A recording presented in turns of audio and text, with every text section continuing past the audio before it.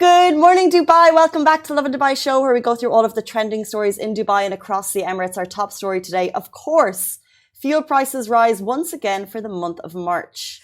Ouch, that's gotta hurt. And we'll also be talking about the Hatta facelift, Hatta beach transformation, new waterfalls, and a cable car. We have all of the details for living at EXPO City, Dubai. We're going to reveal them later in the show. And a Dubai resident gets a standing ovation from Katy Perry on the latest season of American Idol 2023.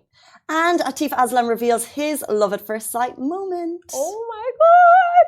And after all of that, we will be sitting down and talking about considering support of therapists to treat MS. So in this episode of MS Talks 2.0, a collaboration with Novartis, we look at the crucial aspect of treatment and supportive therapies. And we're joined by Dr. Maha Feda, who's consultant and head of the Physical Medicine and Rehabilitation Department of Reem Hospital, Abu Dhabi. She joined the show to share her insights on the supportive therapies, which are widely available to MS patients, when or how they can be used within a treatment plan. Please take a watch later in the show and let us know your thoughts on that. But before we get into all of that, what an amazing interview Simran had yesterday with Atif Aslam.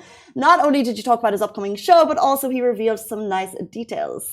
Oh my God. So first of all, just, you would expect these celebrities to have those star tantrums, but no, none of that. He was so humble, grounded, sweet, and he revealed his love at first sight moment with his wife. So he first saw her at a wedding and he was completely infatuated, and he's like, this is the most beautiful woman I've ever seen, and he wanted to speak with her, and he somehow asked his friends to connect him with her, and later they got connected and he found out that she wanted to speak to him as well, obviously. And now they're married with 2 beautiful sons. So I heard the clip, which you're going to hear later in the show, and it sounded so real because he basically said he's never felt like that with anyone before. And he was at a wedding, he saw her and he wanted to talk to her, and it was just love at first sight. I believe him. I would never fall in love. What, the song? I believe him. Yeah. However, I don't believe in love at first sight. You don't? Why? Do Why you? is that? Why don't you believe in love at first sight? Does that make you question me? Does that make you question me? No, I'm just asking, why don't you believe in it? Quick question to you, especially our Instagram fam. We love your comments before, during, after the show. Do you believe in love at first sight? Because you can't love a person until you get to know them. That's true. You have to understand them, what makes them tick. Yeah. Yeah. Love takes a long time. I think it's obviously attraction at first sight. Right? Like you do get physically attracted to someone at first sight, or they do something, or they say something, you're just like, wow, you're completely taken back by them. But yeah, love, like you said, it's a process. And I mean, for some, it is love at first sight. Like for Atif Aslam, it was love at first sight with his wife. Do you believe in love at first sight? I do. Why not? Like I think to each their own. If it happens, it's great. If it doesn't happen and you don't fall in love, but you walk in love, that's also, a possibility. So true. I think it's different for everyone, but I actually feel like in terms of love at first sight, Magic Elias is saying, I believe in love at first sight. It doesn't happen at first sight. If it doesn't happen at first sight, it will never happen to me. You and I totally disagree. And his username is Magical Eyes. Magical Eyes. Oh, fair. But you and I totally disagree, because even how you said, if you hear something and it's like that snap moment of like, wow, this person is amazing. Yeah. I still have like 20 questions on the back burner. You know what I mean? Yeah. For me, it would take, I just could not. But at least I'm it's way that too first, practical. Okay, fine. It's maybe not like, okay, I am in love with this person. Like I want to devote my life and soul to him or her. It's just like, okay, I can explore something further here. Love at first sight is love at first sight. We all know what love means. Love is a big thing. It's all encompassing, and it's either love at first sight or it's not. But it's just so nice to hear. It's so nice to hear.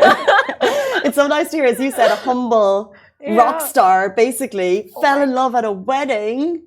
And that's what happened to Ronaldo when he saw his girlfriend, Georgina. In the store, true. It happens to, it's just, and it's beautiful when it happens, if it happens, and then you find love at a hopeless place. Oh, yeah. How many songs are you planning to put into this conversation? Continue. That's it. If there's an attraction at first sight, the attraction never develops later. Magical eyes, I love your passion. It's like black or white with magical eyes. It's black or white with me too. It's black and white with you as well? It's just like, no, there's no love at first sight. I don't believe you could be in love with someone the first time you see them. But can we give a shout out to Mayar? She's watching from the US. At this time, it's probably like midnight over there. Only if she responds to the question. Mayar, do you believe in love at first sight? Mayar is, by the way, our colleague who also smashes Lovin Abu Dhabi page every single day, and she's taking a much needed rest in the States. So Mayar, do you believe in love at first sight?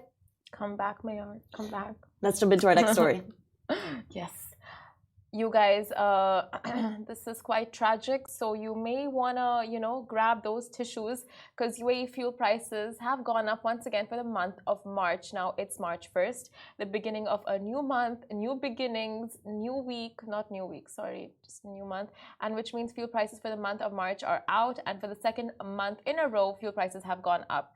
So the updates are as follows. Super 98 petrol will cost 3.09 a litre compared to 3.05 in February. Special 95 petrol cost 2.97 per litre compared to 2.93 in February. E plus 91 petrol cost 2.90 a litre compared to 2.86 a litre in February. Now diesel, however, is the only price. It'll cost 3.14 a litre compared to 3.38. So if you're a diesel driver, you're in the money, prices have gone down, but for petrol, the rest of us, prices have gone up.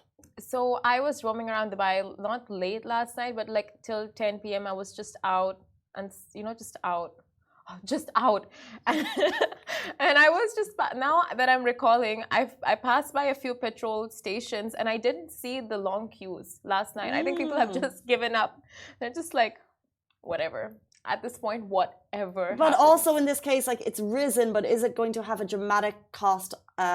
Is it going to have a dramatic dent in our wallets? Not too much. Like it's a small rise unless you own 20 transportation trucks and you're in the business of transportation. For the regular people, this actually isn't going to affect us too much. It's a small jump. Okay, I mean you are a car owner and a driver, so how do you feel about this? Are you okay with it? I am a car owner and a car driver. I don't know if I'm a petrol or diesel user because I don't know. Cafu?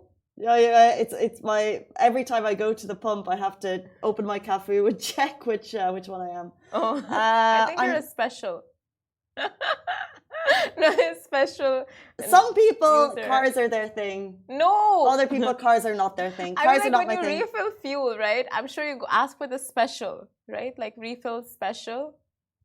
I just show them my Cafu thing, and I'm like, just put something inside. I do it like makes my car run. I do it once or twice a month. Oh wow! Once or twice a month. That's it. Maybe once a week. I don't know. Why? It's just how many times? I don't know. Once, 3 times a month, I would say. 3 times a month. Okay, Let's not get into my.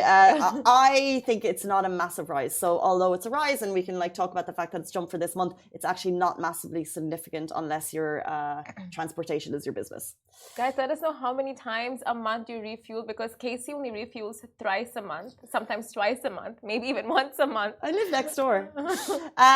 Let's jump into big news on the Hatta front. Hatta Beach transformation, new waterfalls and a cable car are coming. So if you love the great outdoors and the beautiful weather we're enjoying right now, this will be music to your ears. So the stunning Hatta Mountains area of Dubai is getting another level up. So His Highness Sheikh Mohammed bin Rashid Al Maktoum, Vice President and Prime Minister of the UAE and ruler of Dubai, reviewed the progress of Phase 1 of Hatta, which is already in motion, and then he approved plans for Phase 2, which sound phenomenal.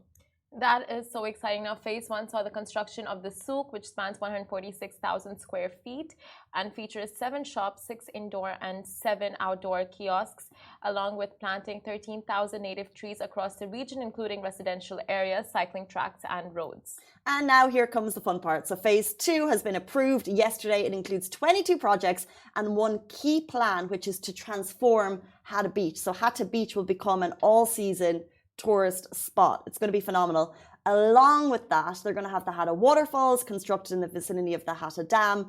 The site will also, there's just so much here, it'll also see the installation of a 5.4 kilometre cable car, Wow. which will carry visitors from the dam to the top of Al Nasur, which is a new name to me, so maybe it's not to you, which is actually the highest peak in Dubai. The project also includes a mountain tramway. We've got photos of this on our main show, if you're watching on our main show, and this will improve accessibility to Hatta Dam. The hotels and health resorts featuring an urban design aligned with the area's natural setting will also be constructed. Now, these facilities will cater to all segments of society and promote tourism across Hatta. And that's just the tip of the iceberg. Expect the restoration of Wadi Lim Lake, new hiking trails, world-class mountain bike routes, seasonal kiosks, and everything you could imagine to make this the perfect outdoor lovers destination. I am getting a car just to go there every weekend. It's going to be phenomenal. Like they shared, Simran mentioned hotels there, and they shared like a mock-up of what it could look like, and it just looks so slick because obviously Hatta is mountainous region of Dubai. There's a lake there, it's stunning, and they're just revamping again the area. So phase 1 is complete, they're happy with it, and now phase 2 has been approved, which is a whole new plans for development. And it's just such an exciting time. We always talk about the innovation and the progress of Dubai, and it's so exciting to be able to reveal these plans. You know, in other countries you don't have these rejuvenation plans like we do here. It's great. Speaking of, the details for living at Expo City have been revealed. Exactly. So not just Hatta, also you can live at Expo. So Expo became your second home during Expo 2020 Dubai, and soon it can become your full-time home. So Expo City Dubai announced its next phase, which includes apartments, townhouses and villas, a development plan which is integral to the Dubai 2040 Urban Master Plan. Whoa, I mean, the Expo site, living near, next to it, in it, it's just a dream. Especially because of the Al Wasl Dome.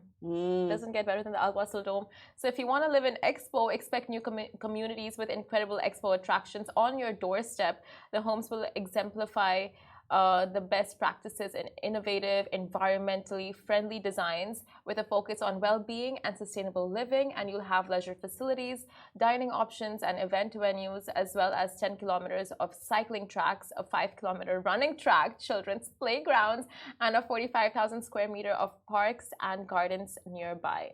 So we're going to have more details on that on March 15th. And I'm just thinking, like, in terms of, you said Al Wasl Dome is amazing, cool to live there. If you're a family looking for a place to live, like the only thing I understand about parents is that you have it very tough. You have to keep kids occupied all the time. You're pulling your hair out trying to like bring them places. If you're living at Expo for parents, just the amount of activities on your doorstep, it's not going to be a journey to go somewhere to bring them every weekend or even in the evenings. Like, you'll have phenomenal world-class facilities right outside your door. I can just imagine for families, it will be peak living. And of course, as you mentioned, it'll be clean, sustainable, a focus on environment-friendly projects. It'll just be amazing. But for families in particular, in terms of keeping kids active, no-brainer. That's so true.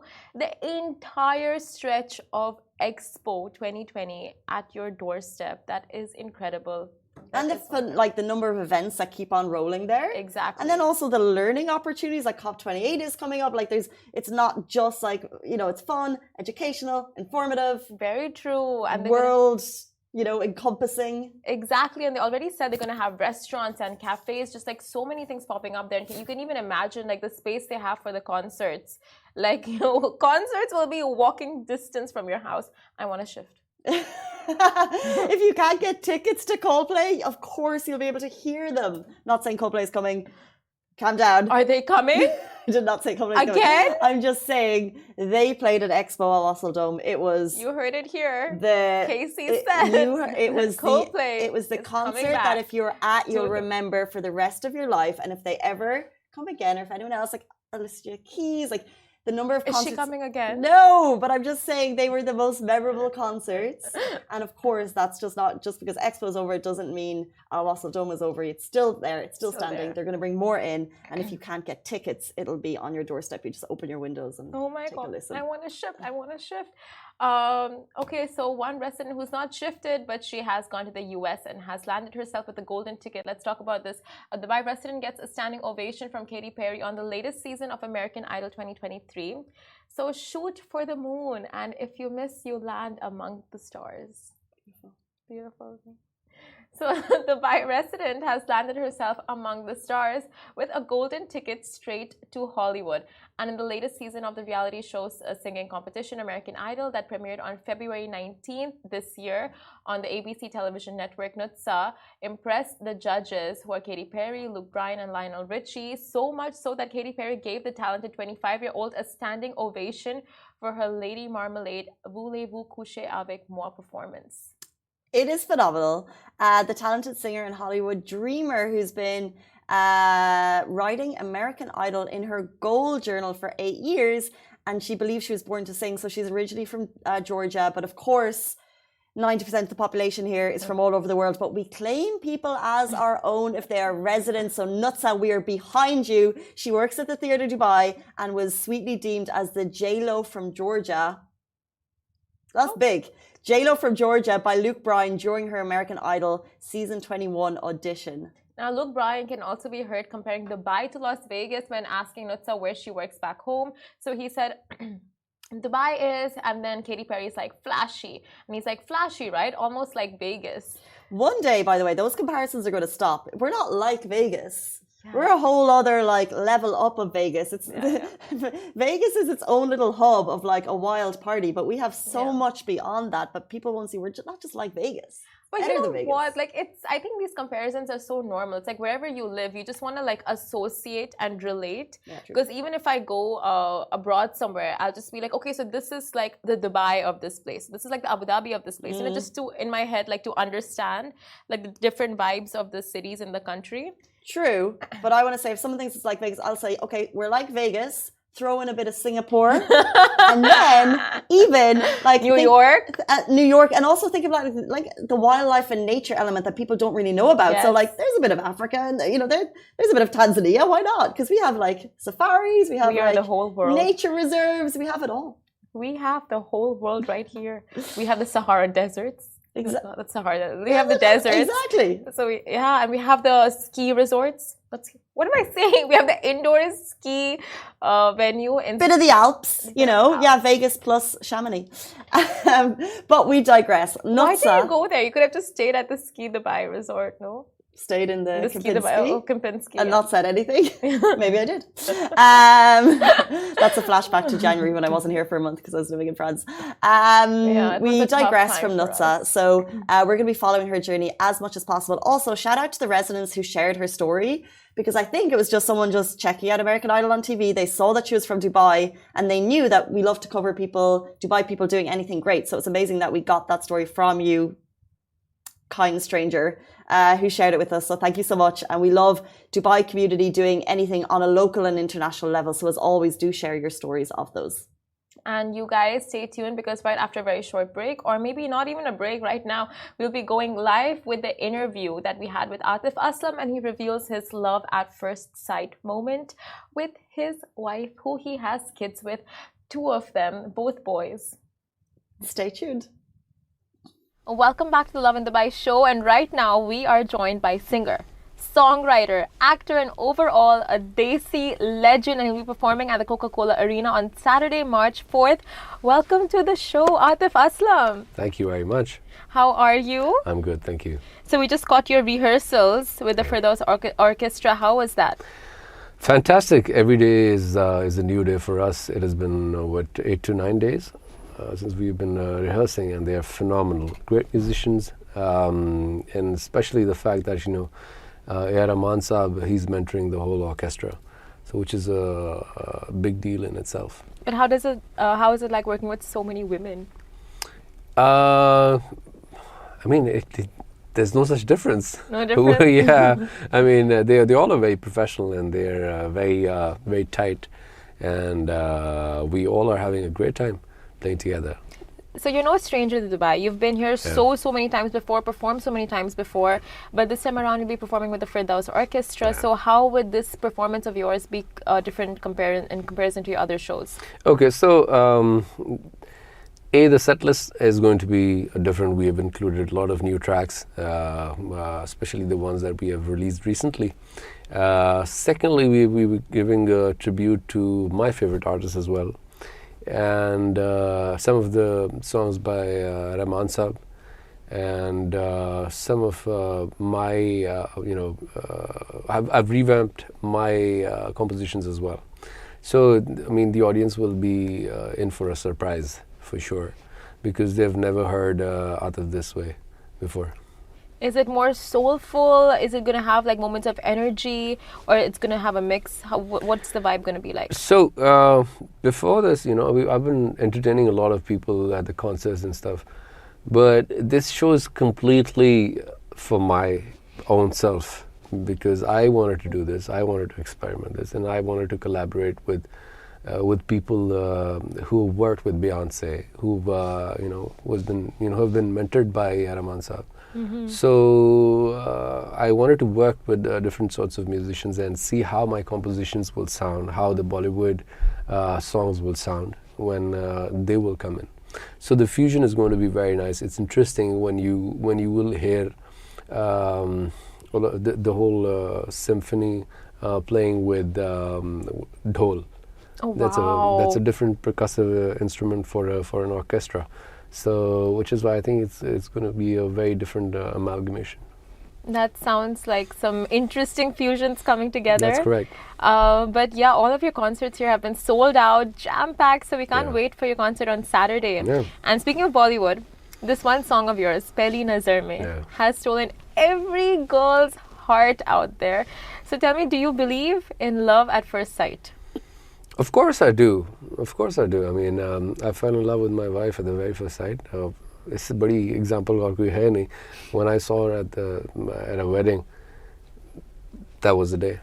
You know, they say you find your perfect match at weddings, like a lot of the times. Yeah. Yeah? For you, it was true. Yeah, it was definitely true. I purely believe in this now.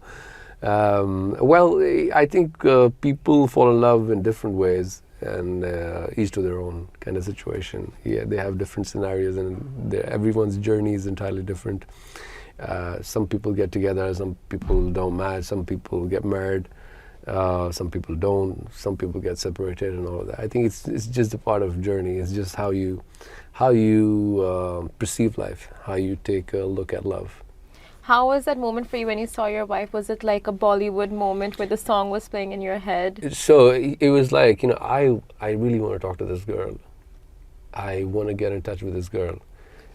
Because it never happened before. Before I saw her, it never happened with anyone else. Girls used to come up to me and talk to me, okay, we want to talk to you and all of that.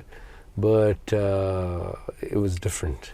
What was it about her? I think she was so gorgeous. I was just almost intimidated, and she was looking stunning, and I didn't know how she would talk, how she would be in person, but I wanted to speak to her.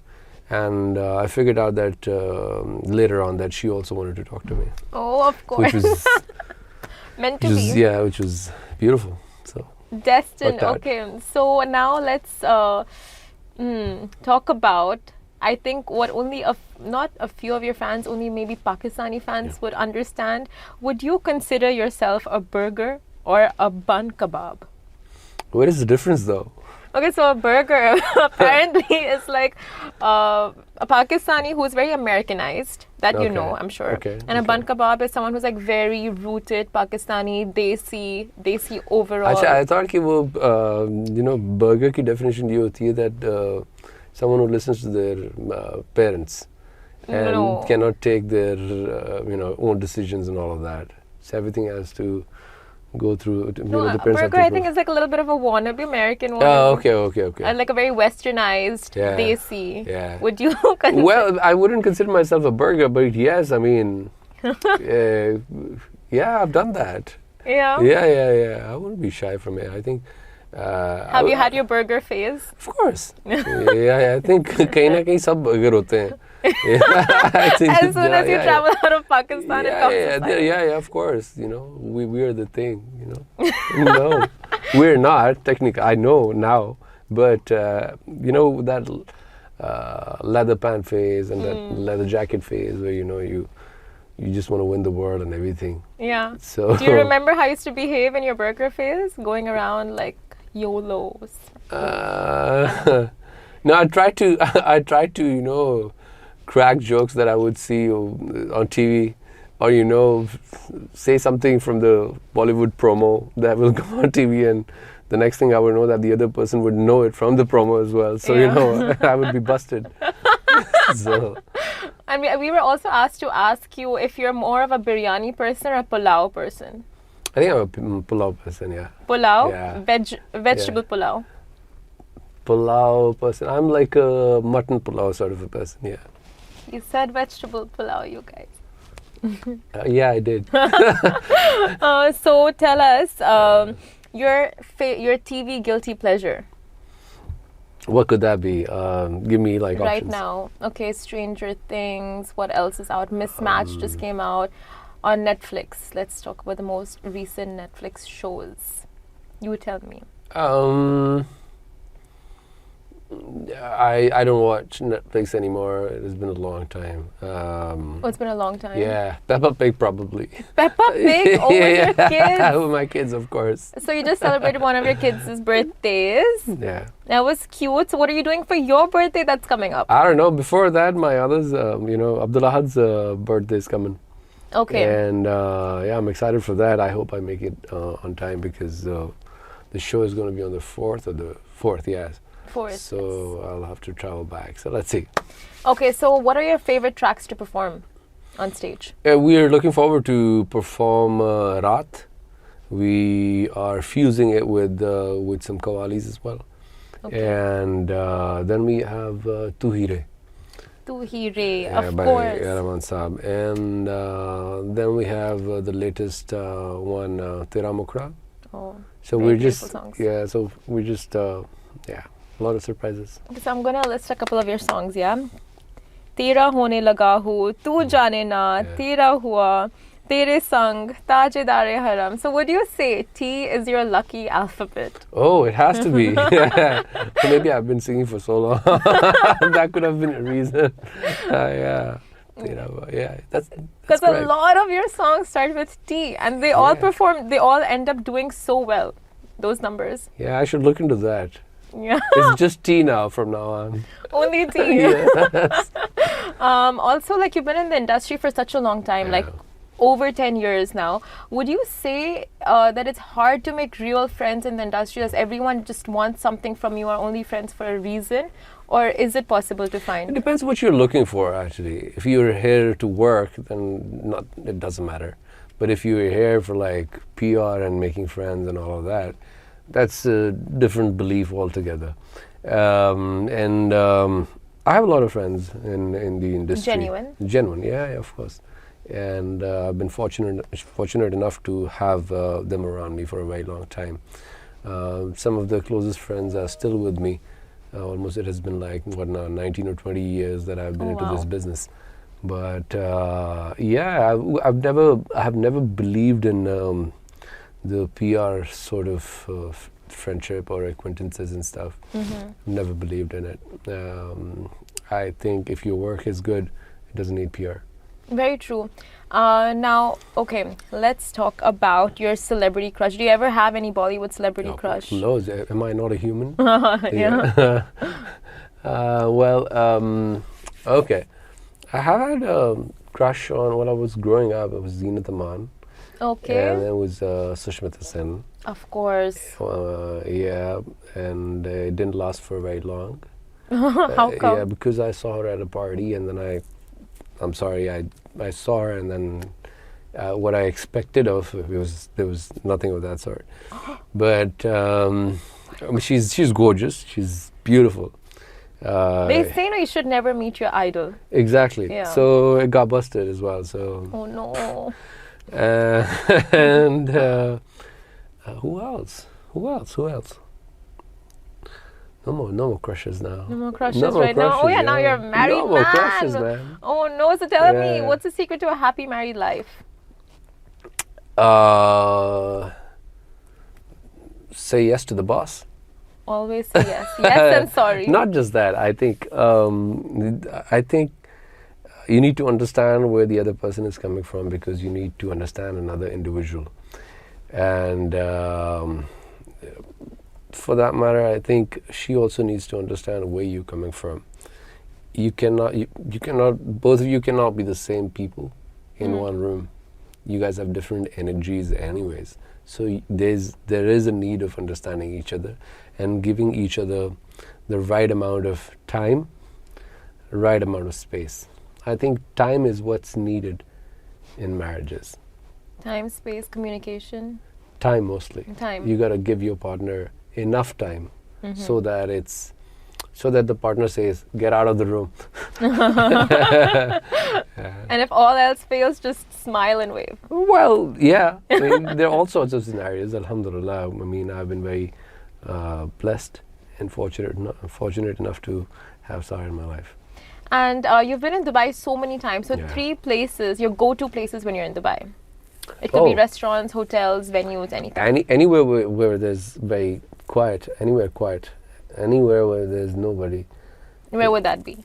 I mean, it's some odd times, I don't mind actually exploring and staying connected to the roots, because I'm a very ordinary sort of a person. I want to stay ordinary throughout my life. So I would just go to the mall and see if there's a restaurant which is like empty. I would just You would go to the mall? Yeah, I would. No shades, no hat? No, shades probably. Okay, yeah. Shades. But mask maybe. Okay. Yeah, and... Without any security, you'd just be out and about? No, I think with the security you draw a lot of attention. It's unnecessary. There's no need for it. Okay. Yeah. True. What is the security for? With a mask, you can probably get away. Unless you're sitting down and eating, no? Then yeah. Well, also the fact that, people will take a while to sort of recognize, are you? But what are you? So, that kind of thing. By the time they get to know, you're gone from there. So, or, you entertain them, or, you have a beautiful encounter and, sort of you start talking to them. And some of the nicest people have ever come to me, they're like, we don't want any pictures and everything. We just want to sit with you for a little while. If you allow us for 5 minutes, we just want to have a conversation with you. And we have to tell you something about you from our lives. Yeah. Like, let's say, for example, I'll share this example with you. I was at the airport and I was listening to some songs, some music. And there was a security guy right across. And he was watching me.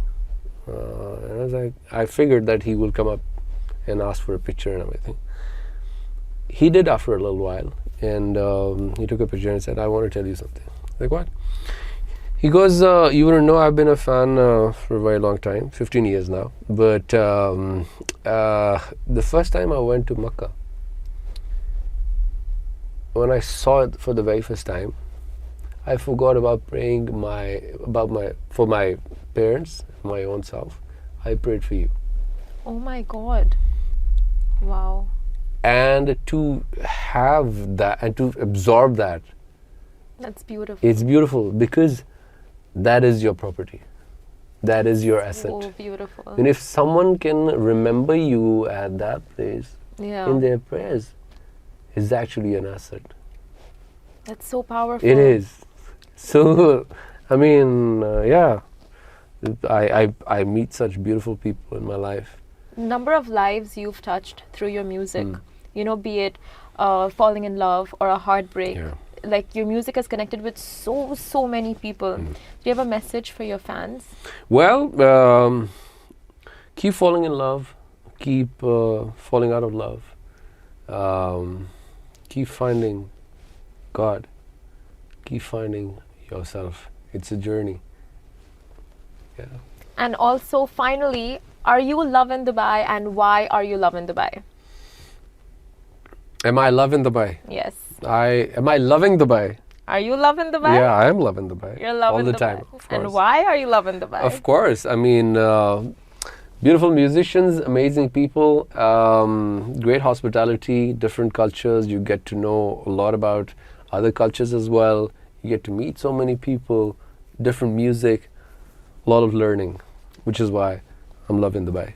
Thank you so much, Atif Aslam. That was amazing. Thank you. And can't wait to see you in your concert on Saturday. Inshallah.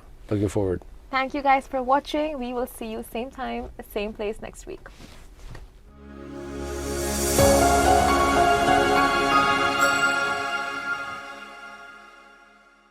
back to MS Talks 2.0 Let's Discuss Facts, a series brought to you by Novartis, and we're here to discuss the facts of multiple sclerosis and break down the common misconceptions.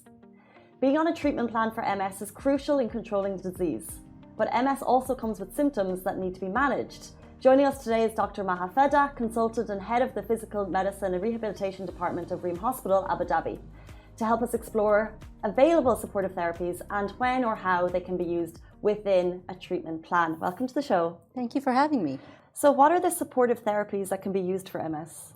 So usually rehabilitation works as a team. We have a multidisciplinary team in order to help these patients. So the team is built based on the physical medicine rehabilitation consultant, who usually sees the patient, does the full assessment, and then direct the patient to the appropriate therapy. The team also includes the physical therapist, who usually assess the patient's mobility, strength, endurance, and their need for any assisted devices such as wheelchairs, walkers, canes, and, like others, the assistive device. Then you have the occupational therapist, who usually assist the patient's ability to do functions of daily living, such as washing, dressing, eating, and all of those things, in addition to the cognitive impairments that they may have. So they do the assessment and work on memory, thinking, reasoning, all of those things. Then we have the speech therapist, who usually looks into speech and swallowing. So they do the assessment and management. In addition, also, they help with the cognitive part with the help of the occupational therapist and the neuropsychologist. There's a lot there. A lot of things. And how can these different therapies be used in an MS patient's treatment plan? So usually we should be incorporated in that treatment plan from the beginning and have, like a clear strategy for the patient. So from the time that I've seen the patient, we should have, like a clear plan and pathway on which specialty they need at every certain point of time. As you know, MS patient, they may have different relapses at different times that could result in reversible or non-reversible, like disabilities. So that is all being incorporated as a team, discussed with the patient being the center of that team, and having a clear, tailored program for each patient. Okay, interesting. And what are the objectives of using supportive therapies? So it's mainly to prevent complications and to maintain and improve the functionality of those patients as well at the same time. And can you pinpoint at what point in the journey people should be seeking this type of support? So usually it's from the beginning, from the first time that they're diagnosed with having MS and onwards, because usually their course of the disease is not known for most of the patients and even their neurologists and physicians. Mm-hmm. So they need to be seen by the rehab physician multiple times throughout their journey. And you've mentioned so many different types of therapies. How can you determine which course of action works for each patient? So when we see the patient, it depends on their symptoms. Like if they have problem with endurance, fatigue, strength, then we direct them to physiotherapy. If they're having problems with hand function, like weakness, they cannot dress themselves or wash themselves, then they go mostly to occupational therapy. If there's problems with cognitive, swallowing, and speech therapy. Usually there's a bit of everything, so they would need more than one discipline at a certain time. Interesting. There's a debate around acupuncture. Can that be good or bad for an MS patient? So there isn't that much research done on that part. But like the simple research that has been done did not say that it would cause any trigger, any relapse, or would harm the patient. So usually it's a good thing to treat some symptoms like pain, bladder dysfunction, memory, depression. So I would advise to give it a try. Okay. And if a patient is experiencing pain as a symptom of MS, would you recommend physiotherapy for them? So usually it's better for them to be seen by the physician first before going directly to physio, because it's a combination of different things. It could be either neurological in nature or musculoskeletal in nature. To determine which type of pain it is, they would need maybe sometimes medications, some interventions in addition to physiotherapy. Interesting. And are there new technologies or advances in rehab for MS that you would like people watching to know about? So there are a lot of emerging technologies in, like treating disabilities related to MS, such as gamification that has been used with physiotherapy. You have e-training, and also you have the robotic assistive training and or devices that could be used by the patients. We still need a long way to go in order to, develop even more appropriate robotic assistive devices. But I think we're walking on the right path, and hopefully it's encouraging for both the patient and the health coworkers. I'm sure it is. Your insight is just amazing. So thank you so much. Thank you. Do you have any message for anyone who's recently been diagnosed with MS? So I would recommend for them to usually come and seek rehabilitation attention, because that's a part where is missing in the loop and in the care, of the MS patients. So please, either myself or anybody who's in the field, go and see them and, just take advantage of what's available for this kind of disease. Thank you so much for your time. That was MS Talks 2.0. Let's discuss facts.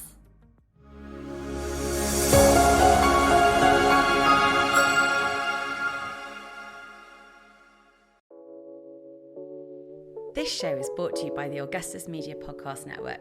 Thank you for listening, and I hope you enjoyed it.